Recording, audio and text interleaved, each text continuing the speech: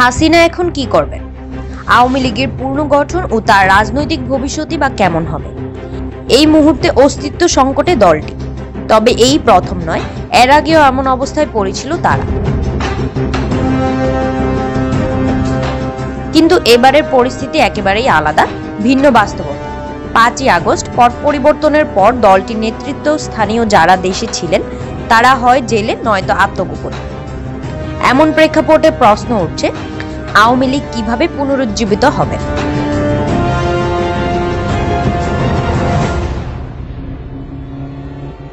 স্বৈরশাসক হিসেবে নিজেকে প্রতিষ্ঠিত করার সব কায়দা কানুন মেনে চলা হাসিনা ভারতে পালিয়ে গেলেও মূলত তার হাতেই দলটির চাবিকাঠি।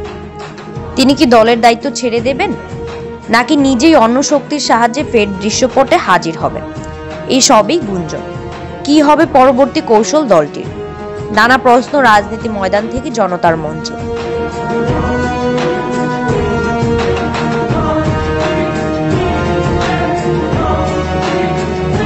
ভারতের উপর নির্ভর করে কতদিন বসে থাকবেন তিনি?